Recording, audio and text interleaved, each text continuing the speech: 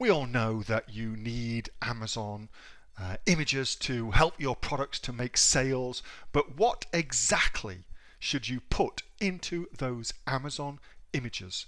In this video, I'm going to tell you. Now, if you like this kind of content where I'm helping you build your Amazon business right here in Australia, be sure to give this video a thumbs up. That way I will know that you want more information like this. Also consider subscribing to my YouTube channel because we post brand new money-making information each and every day. If you've got any questions or comments, post them below in the comment section and I'll answer them personally for you. With that being said, let's get into it.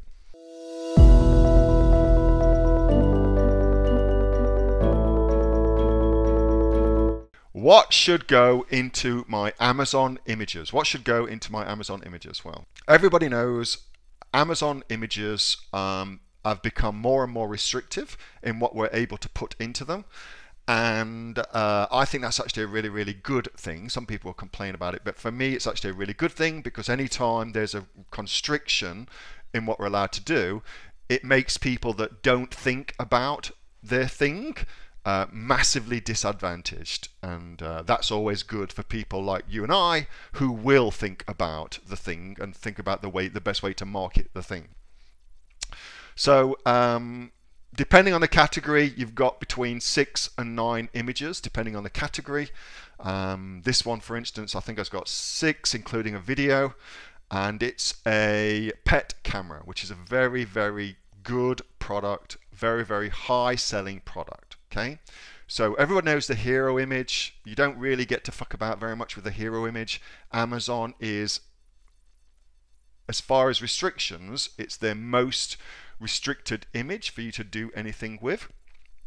They basically just want the product with a very, very white background. Okay, so a couple of ways that you can get some advantages with this is, for instance, you can see here it says VIM tag on it. Well, that is a thing that is on the product, which means anything you put onto the product can then go into the hero image. Okay, so if that said, instead of saying VIM tag, if that said pet camera, for instance, then that would give you a very, very sneaky but completely compliant way of putting the main buying keyword into the Amazon image. Okay, as long as it says it on your product. Okay, so that's a little tip for you. The other little tip for you that most people don't realize is that your hero image can also have your packaging on it as well.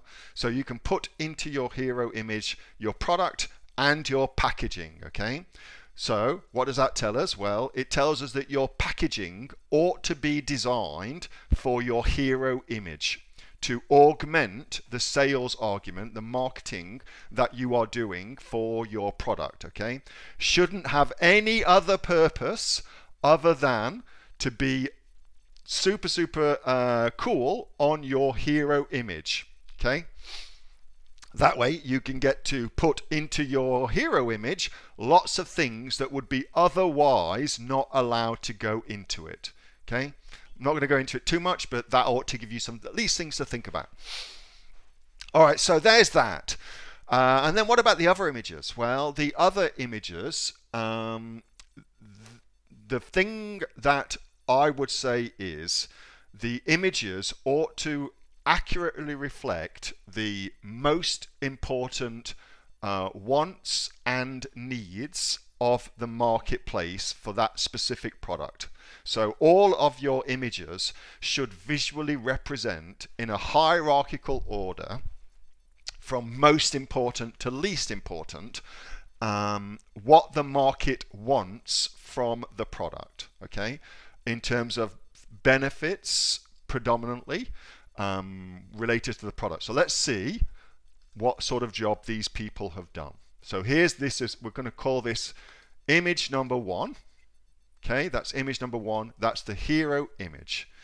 Image number 2.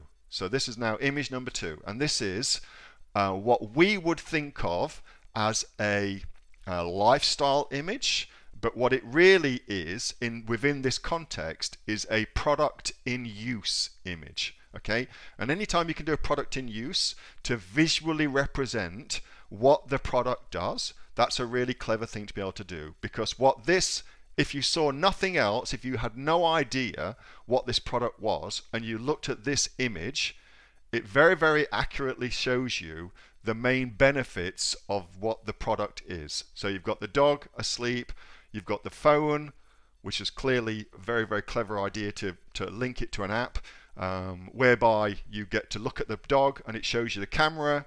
And so everything is in there for you to now fully understand what the product does and why the product does it. So it's a very good image, okay?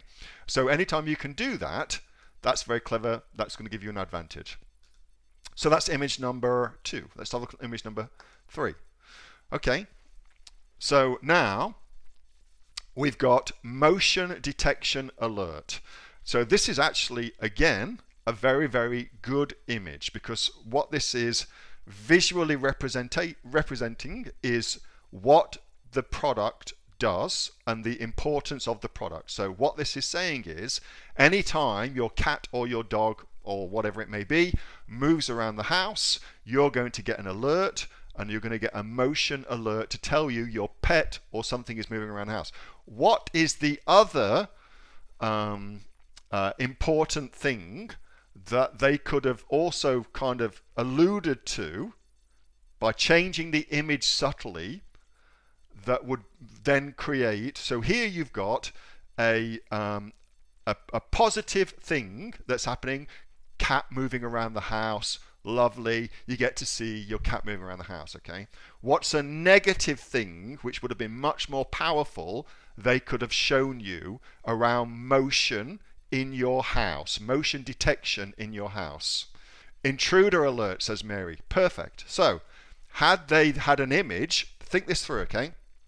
Had they had an image of a dog running towards an intruder or something like that, then you would have got a double whammy. You would have got the positive of internally, we know now that this thing is motion censored, but if anybody actually tries to break in, you've got a double whammy for the thing as well, okay?